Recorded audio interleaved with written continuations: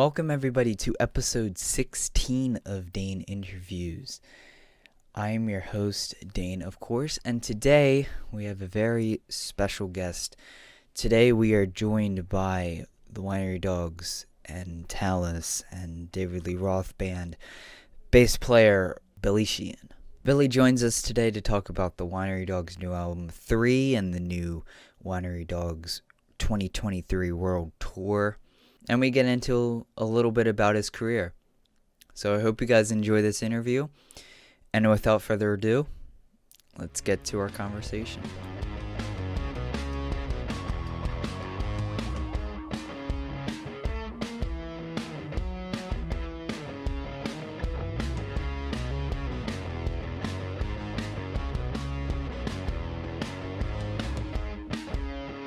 All right, we are here with Billy Sheehan. How are you doing today, Billy? Doing okay, thanks. How are you? I am doing great. The Winery Dogs 3 is finally out. I saw today it was number 1 on iTunes. So how's the reception been for the album so far? Spectacular, overwhelming, really great. We're very pleased and more importantly, very grateful. Yeah, that's awesome. It's the first Winery Dogs album in almost 8 years. Why the hiatus for so long? No hiatus. We were just busy with a lot of things. And then the pandemic came and slowed everything down. Yeah. But here we are. Who cares? Yeah, that's very true. Rolling. I'm very excited. When you're writing the album, is it a collaborative effort, or does everyone kind of write their own songs and then bring it in to the songs? All collaborative. We did it together in a little small room at Richie's house, like we did both records before. We get together in a room and throw ideas around and write some songs. And it works very well that way. It's a very organic way of putting a record together, as opposed to the modern way where you share the files back and forth over the internet. To be together in the same room is a great experience. And that's how we'll probably do all of our records from here on in. Yeah. When you're writing these songs, where does the inspiration come for you? Life. You live and you go through things and you document them in a song. We've all had a lot of life occur in the past 5 or 6 years since we saw each other in the band, and we've always been in touch, of course, and it just reflects what we've been through, what we've observed, what we see, what we think about, what we remember. Yeah, could be anything. And you said life, obviously. Do you take something that might have happened in your life and write that song about it, but do you also like take something that really doesn't happen in your life, like almost like a fantasy song almost? I don't know how to phrase this question correctly, but well, it could come from anywhere. It can come from real life. You make it up. Sometimes somebody says a sentence or a word or phrase, it just catches you and you build around that. There's a million ways for it to happen. Oftentimes when people ask me about songwriting, they think there's one way to write a song. There's as many ways as there are songs. Sometimes I have old books of titles. They're just song titles. There's no song. It just sounds like a title. Yeah. And you'll notice that the chorus of most songs is the title of the song. And so to have the title first gives you your chorus. Yeah. And then build around that. Find a rhyme for that phrase and then see if you can fit it in. And I've done a lot of work with some songwriters here in Nashville, and we just sit down and come up with any kind of idea. It can be just to make it up as you go along, or it can be as varied and wide as there are grains of sand. Yeah. How many times do you go to that book for inspiration on song titles? Is it every song thing, or is it just once in a while? I haven't visited for years, but I have many pages of titles, and now that I got my iPhone, most of my stuff is in there. Yeah, I'll sit around my bass and come up with a little thing, and grab my phone and selfie video, Yeah. play it and explain, okay, this will be the chorus. And then when Yeah. the verse comes, this happens. And I got like, just all kinds of things. So that's just a musical part. And then usually the lyrics and the storyline are something else entirely. Sometimes they land together, sometimes they don't. But there's no single one way or methodology of going about writing a song or a piece of music. Can happen any way possible, Yeah. which is Do you have good. a Yeah, it is. Do you have a favorite song on the new record? Oh, Mad World, I really love because That's a it's great got one. that in the bridge, and then which is very Motown, Yeah. very very Temptations, and but it doesn't sound like Motown, but the inspiration was that, and it's a huge favorite genre of music for me.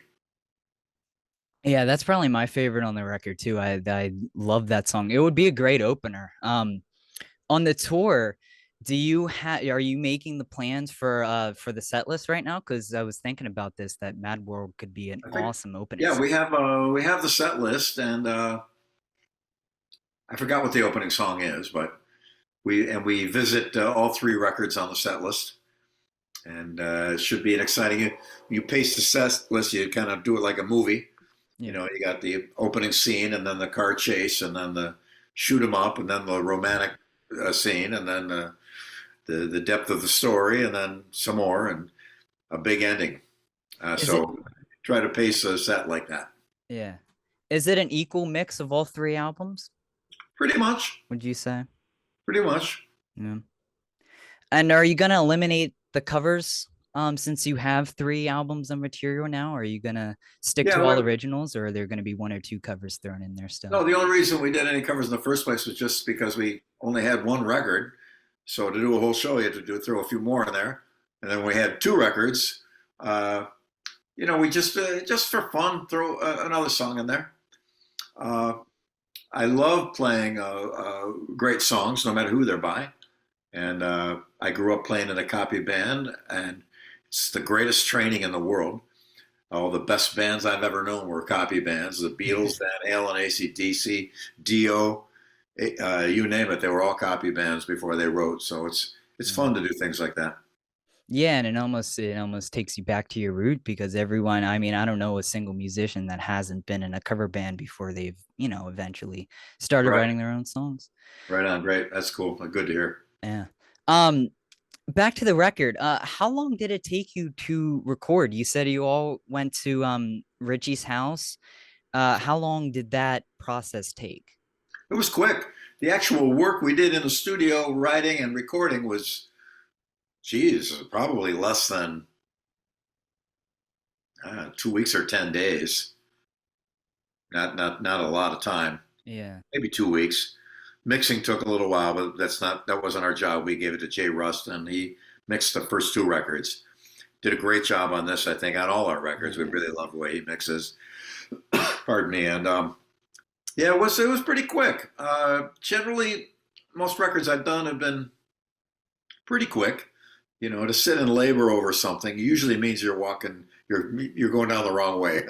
Yeah. Things usually happen pretty quick and right away, and they're righteous, and you can tell, hey, we need a chorus. How about this? Perfect. Okay, go.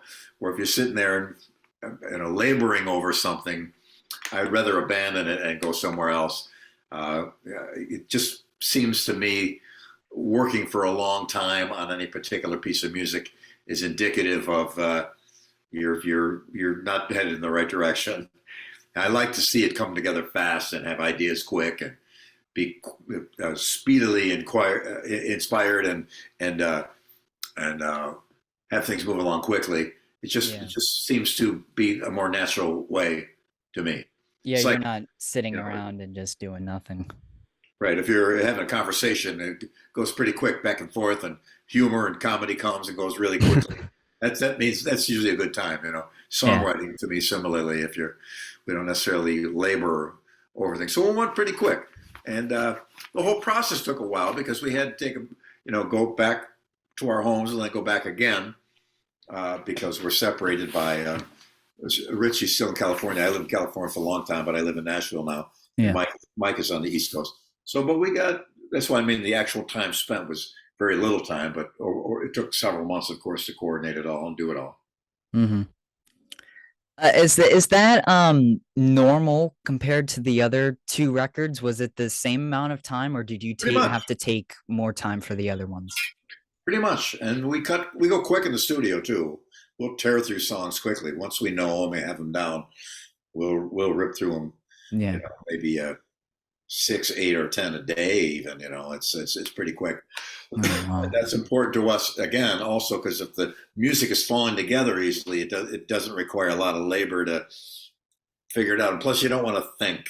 If it's instinctively right and works, and you can just play it without having to really, of course, you practice it and learn it on its own. But if it takes a lot to have to think it through, I don't. I stay away from thinking. Yeah. That sounds kind of foolish in a way, because of course you got to think. But Yeah. when you're like as I'm speaking now, and as you're speaking now, we're not thinking about what we're saying. We're just speaking what's on our mind. And Yeah. for music being somewhat of a communication and a language, it shouldn't be a hard labor of thinking it through. It should just come naturally. And if it does, I think you're on the right track. It's not always the case, but mostly that's the case. Yeah. It's more natural, and it can translate live better too, I would Exactly. think. I think it's a good indicator that later on performing it live is going to come easily, like breathing. Yeah. Yeah. What is your approach to recording? I talked to Luke Spiller from the Struts, and he said that he went in and the Struts went in and did an album, and they did it all live. Do you do it as live as possible, or do you like to track and layer, and are you a Pro Tools guy and stuff like that? Well, as a bass player, we don't do our roles similar to the drummer. We usually get one pass Yeah. and we don't go back. I mean, you may punch in here and there to change a few things, but you don't double track or harmonize or do more than one track of bass. Mm-hmm. So guitars, it's a little different because they may do some rhythms and a lead and then harmonize the lead and then do another little chord thing behind it. So it can get more elaborate with guitars and vocals. But for bass, we're basically right on the single track. So for me, I prefer doing records that don't do a lot of overdubbing. Mm-hmm. Some of my favorite records are pretty simple: guitar, bass, drums, vocals. There you go. And a lot of the recording I've done with other bands that I've been in, pretty straight to the point, go in and just hit it. So that's why I'd rather spend my time in a rehearsal hall learning the songs really well so you can go into the studio and bang them out really quick. Yeah. There's an urgency to it and excitement to it then. If you're on the sixth take of a song, we're in big trouble here. Yeah, it starts to get burned down, and you're like, I just want to be done with this, and then the track can't come out as well. Yeah, I remember it happening several times. We had back in Mr. Big, we had a song. Well, our first song of the first record, "Addicted to That Rush." It's a Yeah. single take on the drums. Oh, wow. I think a take and a half, guitar and bass. Song was done quick. And then we had another song around the same time by an outside writer, and we did about 8 takes of that thing, and it was good. It was going nowhere. We gave up. We abandoned it. It is appropriate that "Addicted to That Rush" did go quick. Yes, we were, in fact, addicted to rushing. Yeah. Of the Winery Dogs records, there's 3, of course. Which I have 3 is like the magic number of like the Winery Dogs. There's 3 of you. It came out on February 3rd. It's the 3rd record. And hence the name 3. Yeah. It is the 4th tour, like that for an album, not for an album, but like it's technically the 4th tour in the United States, because you did the first, second, and then the one in 2019 and now. So it's not the 3rd tour, but it's close. Of the Winery Dogs records, which do you feel that you shine the most? It's hard for me to say because I don't really listen to my playing and think I shined or not. It's just kind of there. I leave those opinions up to the listener. But I have to say, this new record might change this. But For me, the big three for my career was David Lee Roth, Eat 'Em and Smile, Mr. Big Lean Into It, and the first Winery Dogs record. But this new Winery Dogs record is already eclipsing everything we've done in the Winery Dogs by the initial response. Yeah. And the tour is being booked and booked and booked, and they're adding more and more and more dates. They already added a whole bunch in South America, more in Europe. That we're doing two more legs in America, other than what's been announced already, and also Southeast Asia and Japan may come into play. We may actually spill over into next year, and it's only February, so Yeah. Yeah. so we may by the end of that I might have to change my big three. Yeah. Yeah. The three and the Yeah, other there's the three again. records. Yeah, I mean, that was the brilliance of that first Winery Dogs record. It was like everyone, it wasn't just one person's record. You know, you got the Mike taking the drum solos in some songs. You got you taking some bass solos, Richie taking the guitar solos. It was like everyone got an equal amount of playing time almost. That's why it's one reason that I love that record so much. Oh, thanks. Glad to hear. Absolutely. So you got your bass in your hand. That's your signature bass. I'm not sure exactly who makes that. I'm not a bass player myself. Yamaha. Okay. I'm not a bass player myself, so I don't get much into like the gear world and stuff unless it's drums. So how did you master I'll put this in quotes, the Billy Sheehan sound? Because if someone hears you play, they know it's you immediately. Well, I don't know if that I've mastered it. I'm still waiting for that to happen. But I don't know. It was just after playing for years in bars and clubs in the early days, we'd play. One time we played 3 whole shows in one day. Set up at noon for downtown Buffalo, did a show. Packed, went to Niagara Falls for a Buffalo Bills football game practice to play for the crowd after. Packed up, went to forgot the name of the club in another club in Niagara Falls, and set up and did a whole night there as well. Wow. We did 21 nights in a row one time.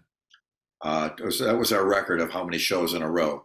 So we played constantly. So every night I was on deck, hitting it and playing pretty much through the same gear, year after year after year. I'd do changes as I would go and fine tune, and eventually it kind of worked its way into a definitive thing.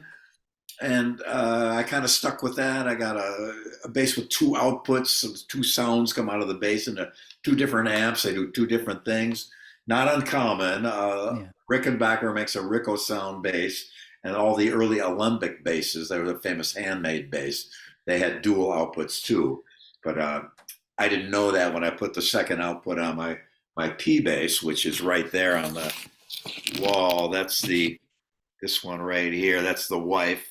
We refer to her. That's my original bass that I played for decades, and it's salty actually because there's so much sweat. Yeah. Don't ask me how I know that. Yeah. But my goal was to hear the notes and have the audience hear the notes. That's what I wanted, to hear the notes. I wasn't looking for anything other than there's notes here. I want people to hear them. I need low end because I'm filling up the low end. And I played a lot in a 3-piece band, so I added a second amp with a high end to make up for the lack of rhythm guitar or keyboards or whatever. So I covered a lot of space with that sound spectrum, high and low.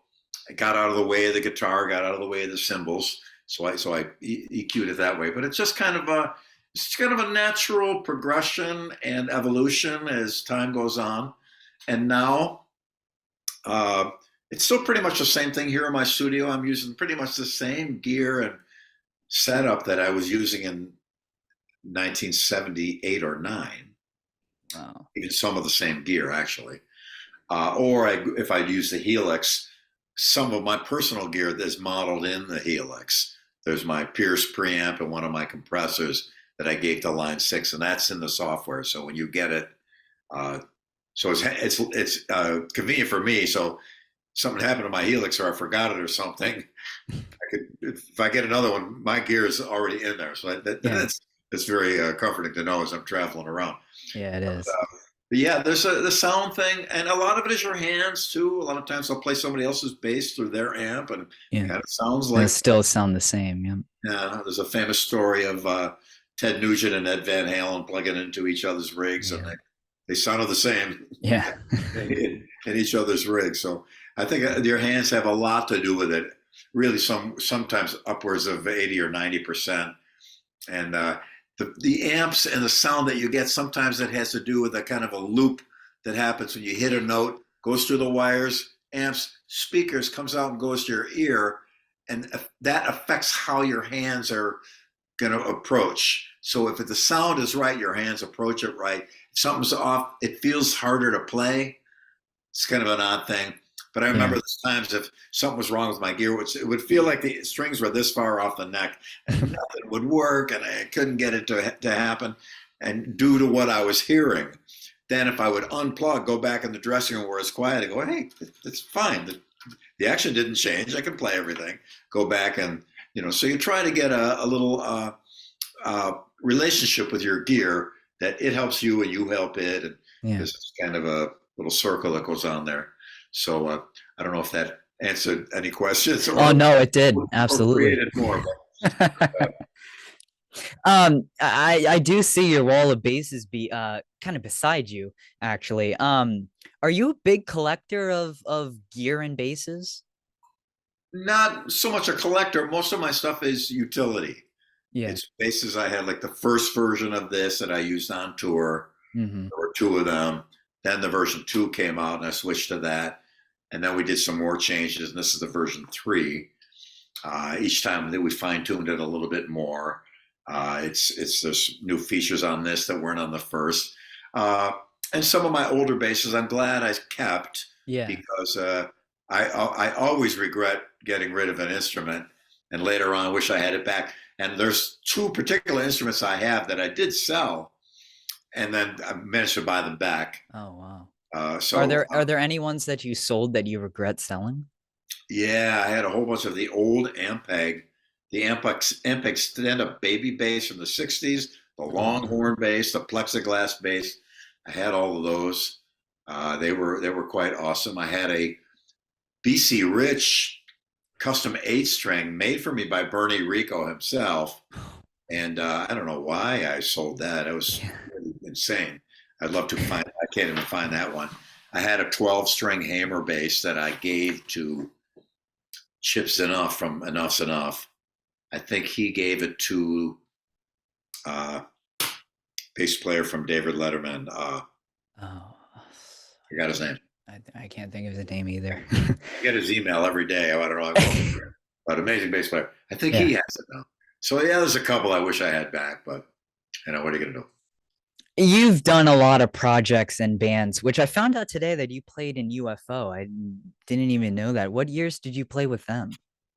I did a European tour with them in '83, I believe. Oh, wow. Okay. '82 or '83, the Making Contact tour. Yeah. I worked with Michael Schenker in 1979 because my band Talas opened up for UFO in Buffalo. They were touring with AC/DC. They come back from Canada, and UFO had a hard time at the border, so they were late, and they couldn't do the show with AC/DC. So when they came through, they had to play on their own. They needed an opener, so we did.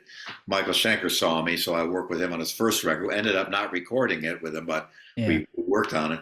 And then Pete Way quit UFO, and then the band UFO contacted me to tour with them. And it was cool, but when I got home from that tour, the movie Spinal Tap came out. And I went to the theaters to see it, and it was not funny at all. Because I had just lived. Yeah. Almost identical. So many things that happened in that movie. Yeah. The UFO, great guys, wonderful guys, but they were in a tough spot. The things they changed members, and great guys. The band sounded good too, but man, we had some adventures. So now Spinal Tap is funny. Now that I've gotten over the trauma of actually through it, it's very, very funny. But it was a great experience, and I love that band. They're wonderful people. Phil Mogg's a great guy and great singer, and they could have been a huge band. Yeah. There's a lot of bands like that. They get this close, and everybody loves them, and they're a favorite of a lot of people. A lot of Oh people yeah. are really big UFO fans, but unfortunately, it did not pan out for them. Yeah. Yeah. Yeah, I'm a not a huge fan. I'm a fan, but not huge. And I had no idea that you toured with them. So when I saw that, I was like, oh, that's awesome. I have to remember to ask him about that. So anyway, you've done a lot of projects and bands. But what project did you get the most growth out of? Well, probably Niacin, I would say, is a B3 band that I have with Dennis Chambers. He's just a spectacular drummer, Yeah. and he's just so good. A lot of the best drummers are willing to say, "Well, who's your favorite?" Oh, Dennis Chambers. Dennis is the man in so many respects. Dennis Chambers, Steve Gadd, Vinnie Colaiuta, like the top of the top. They're all like as good as it gets, but in their own flavor. Yeah. Dennis, I played in straight up rock bands my whole life, and now I'm playing with the guy who is just a funk and groove and pocket master. And he really showed me another way of treating time, and it was has really been a huge influence on my life as well as playing, just by my understanding of how things work. And so that project there was a great growth for me because there's some jazz in it too, and I'm not a jazz guy, so it pushes me to stretch my boundaries and go beyond what I'm actually capable of, and force my way through something that's really tough and difficult. So some of the lines I got to do are rock lines make sense and classical lines make sense, but jazz lines to a guy with those sensibilities, where did that note come from? Yeah. It works, and it makes to jazz guys it's amazing. But you'll hear, you might know yourself as a fan, you hear some far out jazz, and you go, "What in the world?" Oh yeah. Yeah. It does. It is amazing, but it takes a lot more to perceive how amazing it is. Oh yeah. Once you Yeah. start to figure it out, it's mind blowing, and really probably is one of the greatest forms of music ever, as far as sheer technical and musical expertise that's required to do. So being around that, and I would never pretend to say I'm a jazz player, but being around that is very inspirational and forces you to do things that you normally would never do. I did a tour with two other bass players, Stu Hamm and Jeff Berlin. And Jeff Berlin is a grand master at jazz. And we had a great time together. We jammed together and stuff. But I'd see Jeff do his set on his own. And he'd go to a note, and I'd say, if I went to that same note, it would be wrong. Yeah. People would, well, that was a mistake, right? But Jeff goes to that note, and it works, and it sounds right, and it's fantastic. It's just an incredible sensibility that jazz ears have, and I'm supremely fascinated by it, and continually inspired by it. Dennis Chambers really was, as a drummer, I'm not doing the note thing, but just as a way he treats time and how he lands on things and how it works. And Yeah. just as a bass player, I'm all about the drum. So it was really a quantum leap for me to work with a gentleman with those skills. So we were talking earlier about how three is the magic number for Winery Dogs for multiple reasons. You also mentioned that your bass is the third what did you say, third generation or Yeah, version 3. version 3? Yeah, that's the better name for it. Thank you. So the record's name is 3. So who came up with that name? It's a simple one, but it works. I don't remember who came up with that. It might have been Mike. He comes up with a lot of things. Very creative guy, and could have been Richie. I don't think it was me, but it could have been me too. I got a good memory, but it's short. Yeah. Maybe it was one of those things where because I heard Richie in an interview say somewhere that he you guys were so focused on the music that you weren't really focused on the name. So maybe it was just kind of like just in the air and nobody really came up with it, but you just thought, hey, let's. Yeah, it happens. Things get named in unusual ways. Naming things is tough because there's now so many things. Most names have been taken. Yeah. When anybody comes up with a good name, they like patent it or copyright it right away. Yeah. And people end up selling the name to a particular product or company, but that's another world. But yeah, coming up with a name of the song is easy because it's usually the chorus or the word, the name lives in the song somewhere. But that's why instrumental songs are so hard to name. Yeah. You start naming them numbers. There's song 12. I like that, but song 11 has really got a nice beat because it's hard to come up with names for things, as so many have been used. But yeah, I'm not sure where it came from, but it seems to be serving its purpose well. Yeah, it seems to be working. You're good for 10 minutes? Is that all right? Sure. All That's right, it. yeah, let's do it. So you said you're doing so much touring. I mean, you're going overseas, you're doing it all. Um, who's the opening band going to be for the US run? No idea. I know so little.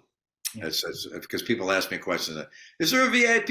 I have no idea. Is there going to be a? I don't know. So I apologize. I don't know. I think it's. No, it's okay. It's I don't think okay. there's any dedicated band that's going with us. I think of bands are going to do like one region and then another come Yeah. in somewhere else. So I usually don't know. What my routine is, I get into the venue about noon. I start warming up for about 1 or 2 hours. Uh, we do sound check. Hmm. I go back and play some more. When I hear the opening act start is when I put my bass down and get ready to go on stage. So a lot of times I don't get a chance to see the opening act or hear the opening act. I try to make it a point to get out at some point during that. And even so, I'll maybe start getting early once they've been around for a little while so I can go out and see them and let them know that I thought they were fantastic or something. So, but yeah, unfortunately, I don't know who any opening acts are. Sorry. No, it's okay. It's okay. I understand. The Winery Dogs opened for a few bands in their history. Didn't you guys open for Bad Company in Europe We or did. something? We did. That was a riot. Played at some casino thing. I think it was outdoors. And I'm in the hotel and I'm watching this thunderstorm come in. Yeah. These clouds the size of planets are rolling towards us and lightning. I'm thinking, uh-oh, this show might be canceled. And sure enough, it blew over and we were fine. And the guys in uh, Bad Company were so great. Howard Lee's playing guitar. He got a Winery Dog shirt and wore it on stage. Paul Rogers' wife went to our merch table and bought everything and Oh gave it to the wow. crew and band, and they were just great. And I love that band, Yeah, and I they're really good. absolutely love Paul Rogers and his voice. I use him as example to singers all the time. Uh, just the way he treats a song and how he does it. He is one of my go-to explanations of what the perfect singer is, and what an honor to play with them. And they were just so kind to us. It's so great. It was a great experience. Yeah, I wish that that show would have been in America because I would have tried to I get think to it that. It was. would be I think it awesome. was in America. Yeah. Oh, was it? I thought then it wasn't anywhere near me because I saw that and I was like, oh, that would be awesome if that was near me. I That would forgot be a where it great was, show. but it was in the middle of America somewhere. No, okay, yeah, way far from me. Do it again. Do it again. Come play in my backyard. I'm not- um, so we were talking about names. I want to talk about their early days of the Winery Dogs. Just real quick before we end. Um, I heard somewhere that John Sykes was supposed to be in the band originally. No, there was no band at that point. And No. Mike and I spoke with them for a little while. I think Mike did a couple tracks with them, but Yeah. it scheduling was not working out at all. So then Mike and I decided, well, we should have a band instead of doing Yeah. some project with somebody. Yeah. And so that's when we decided to get Richard. So he had no relationship to the band. Great player, wonderful guy, but that was not the case at all. So we got together with Richie, went to his house that very day. As we're talking, we talked for about 20 minutes. And Richie said, let's go to my studio. I got some drums and a bass in there. Okay, we went in, and within a couple hours, we had the makings of a bunch of songs that were on the first record. So our very first day, we started to make things happen, which was a great sign for all of us. All of us felt really comfortable. We sat down in a room. We got songs going on already. Yeah. Within an hour of getting together for the first time, it was really great. Yeah. The chemistry was it sounds like the chemistry was there from the start. Yeah, very, You very knew much. Richie. Richie played in Mr. Big, didn't he? So you knew Yeah, him before that. Yeah. yeah. Before that, and then Pat Torpy, the Mr. Big drummer, and we jammed and played a lot with Richie. We both played on a couple of his records, and we had the intention of going out together at one point. It never happened again, scheduling, whatever. So uh, Mm. eventually, we did all. Me, Richie, and Mike, of course, did, but we thought about it in many other ways. And then I did a bunch of shows with Richie. We did 5 shows in Japan, opening for the Stones with a different drummer. Some of Richie's one particular record he did. We went and supported that. That was cool, opening for the Stones. That was pretty cool. Yeah, Great that would be experience. awesome. That would Yeah, be awesome. We only got a few more minutes.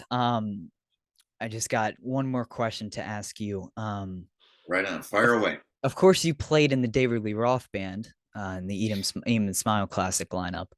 Um, uh, I saw a few years ago you said about you have some David Lee Roth pro shot video. Is there any Yeah. plans to release that? Well, I don't own it. I mean, I couldn't release it without Dave's Yeah. uh, permission. So it's right here on my computer, and somebody just sent me a bootleg of the audio of the show because the audio on the video is not that good. So I'm Yeah. going to give it to an engineer to see if he can sync it up. So we'll see. But I could never release it uh, uh, on my own. I don't think I have the legal rights to do so. Yeah. So who knows? I'll send it to Dave, and maybe he will. Yeah. Yeah. You're still in contact with Dave, of course, right? Not that much. No, I haven't talked to him since for many years, but I still have nothing but respect and Hmm. for the gentleman. He was just it was a great experience to work with him, and I still love him very much. Yeah. Um, I have to ask you if David Lee Roth would give you the call and say that he wanted to get the original band back together, would you do it instantly? Probably, probably. I think Steve and Greg might as well, but I don't think that's ever going to happen. Mm. I don't think Dave is. He's kind of moved on, and good for him. He's certainly made his mark, Oh yeah, most definitely. more than his mark. So Yeah. he deserves to take it easy now. he's Yeah. Yeah. he's overpaid his dues. He should get a refund. Yeah. Um, so Winery Dogs 3 is available everywhere. It's on Amazon, it's on iTunes, wherever you can get your music. Um, it's on Spotify. I won't recommend Spotify because you don't get that much money from that. So It's okay by um me. so before we end, is there anything I didn't ask you that you would like people to know? No, I'm just glad we're going on tour. We'll be posting all the dates on winerydogs.com, on Facebook and Instagram, all of our individual accounts. Thank you, everyone that has bought the record or commented on it. We're very grateful. And more to come, much, much more to come. Yeah, just go to thewinerydogs.com for tickets and information and everything like that. Right on. Um uh Thanks for having me today. Appreciate it. absolute Absolutely. Everyone listening, please consider subscribing. That would make me a very happy man. And with that, have a magical day, everybody.